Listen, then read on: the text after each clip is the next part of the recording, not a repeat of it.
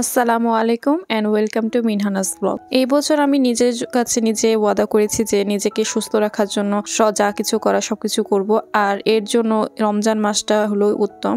তাই নবীজি যেভাবে প্রথম দিনটা শুরু করতেন সেভাবেই আমিও চেষ্টা করছি নিজের হ্যাবিটগুলো বিল্ড আপ করার। তাই তার জন্য এখানে আমি নিয়ে নিলাম একটু মধু, তার মধ্যে দিয়ে দিলাম একটু কালো জিরে। এটাকে আমি খালি পেটে খেয়ে নেবো এভাবেই চিবিয়ে। তারপর এখানে আমি রেখেছিলাম একটু গরম পানি, এই গরম পানিটাকেও আমি খেয়ে নেব। তো তারপর চলে গেলাম উজু করার জন্য, তাহাজ্জুদ পড়ব তাই। আর রমজান মাসে যেহেতু আমাদের সেহরি খাওয়ার জন্য উঠতেই হয়, তাই তাহাজ্জুদের অভ্যাসটা করে নেওয়াটা অনেক সহজ হয়েছে আমাদের জন্য।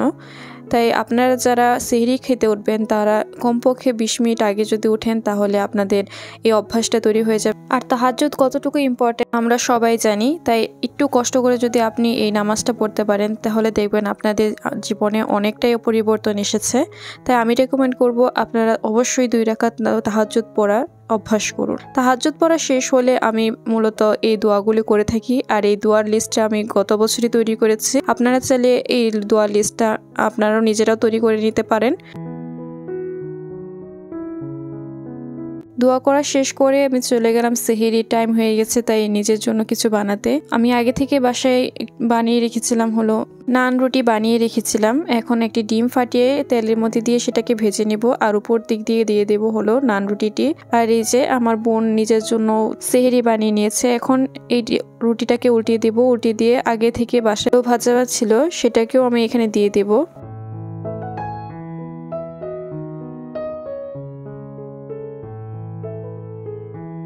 পর সবগুলিকে একসাথে এভাবে মুড়িয়ে নিয়ে র্যাপ করে নিব। এ তো হয়ে গেছে আমার সেহরি। এটি খুবই স্বাস্থ্যকর এবং হাই প্রোটিন একটি সেহরি, আপনারাও আপনাদের সেহরিতে রাখতে পারেন। তো সবকিছু এভাবে অ্যাসেম্বল করে নিলাম। অ্যাসেম্বল করে নিয়ে আমরা সবাই বসে পড়লাম খেতে। বছরই আমি আমার ছোট বোনদের সাথে সেহরি খেয়ে থাকি। আমি যাই কিছু বানাই না কেন তারা খুব আয়েশ করে খায়, আমার সেটা দেখতে খুবই ভালো লাগে। আর ও যে ইয়োগার্ট বলটা বানিয়েছিল সেটা সে আর খেতে পাচ্ছিল না, তাই সেটাও আমাকেই শেষ করতে হয়েছে। তারপর এই টক দই দিয়ে যে জিনিসটা বানিয়েছিল সেটা আমি খেয়ে নিলাম। তারপর এলো যে রুটিটা আমি বানিয়েছিলাম সেটাও খেলাম। রুটিটা অনেক সফট হয়েছিল, আর আগে থেকে যে চাটনি বানিয়ে রেখেছিলাম সেটা দিয়ে খেতে খুবই মজা লাগছিল।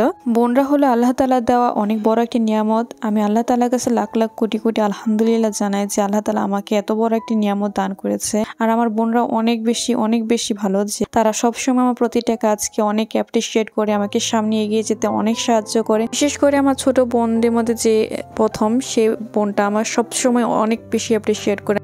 তো খাওয়া শেষ করলাম। শেষ করার পরে আমরাও দেখলাম যে এখনো অনেকটুকু সময় বাকি রয়েছে সেহরির। তো আমরা 2 বোনে মিলে একটু আলাপ করছিলাম। তারপরে তো আজান হয়ে দিয়েছে, আমরা 2 জনে মিলে নামাজ পড়া শুরু করলাম ফজরের।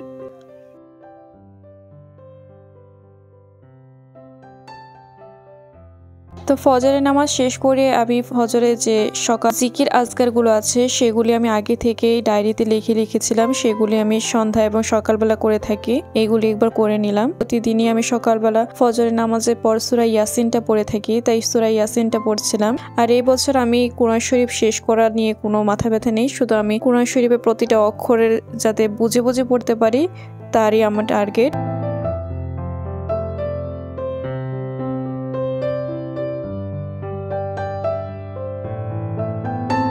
তারপর আমি ইস্তেগফার করছিলাম। প্রতিদিন সকালবেলা 1000 বার ইস্তেগফার করা আমার একটা অভ্যাস, কিন্তু মাঝখানে একটু সমস্যা হয়েছিল, তার জন্য আমি করতে পারিনি, কিন্তু এই অভ্যাসটা আমি আবার শুরু করেছি। জিকির আজকার শেষে আমি একটু ঘুমিয়ে পড়েছিলাম।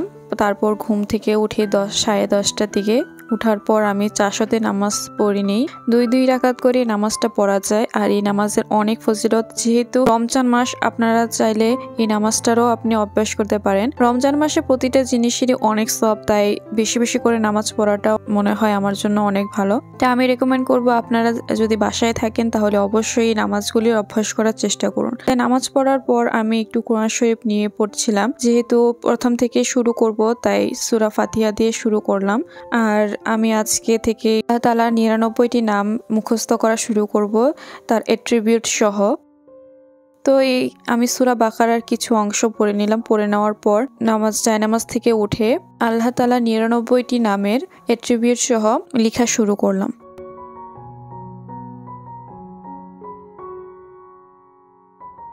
আল্লাহ তাআলার 99টি নাম যদি আপনারা মুখস্থ করেন তাহলে এটা ফজিলত অনেক বেশি। আপনারা চাইলে ইন্টারনেটে এটাকে ঘাটাঘাটি করতে পারেন। আপনার দোয়ার মধ্যে আল্লাহ তাআলার 99টি নামে যে কোনো নাম দিয়ে আপনি যদি দোয়া করেন, আল্লাহ তাআলা সেই নামের ফজিলতে ইনশাল্লাহ আপনার দোয়াগুলিও কবুল করে থাকবেন। তাই এই নামগুলি মুখস্থ করা আমাদের জন্য অতি জরুরি। আর রমজান মাসে এগুলো মুখস্থ করা তো আমার মনে হয় আরো বেশি ভালো, যেহেতু এই সময় আমাদের কাজে 70 গুণ বেশি করে সওয়াব দেওয়া হয়। তাই আল্লাহ তাআলার কাছাকাছি যাওয়ার জন্য আল্লাহ তাআলার নামগুলি নেওয়া অনেক জরুরি।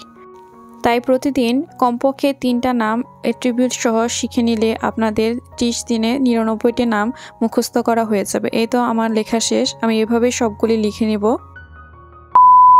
তো এই ছিল আজকে আমার ব্লগ। আমার ব্লগটি কেমন লাগলো আপনারা জানাবেন। রমজান কেমন কাটছে আমাকে জানাবেন। আর আপনারা অনেক বেশি ভালো থাকবেন, সুস্থ থাকবেন, আমার জন্য দোয়া করবেন। আজকে এই পর্যন্তই। আল্লাহ হাফেজ।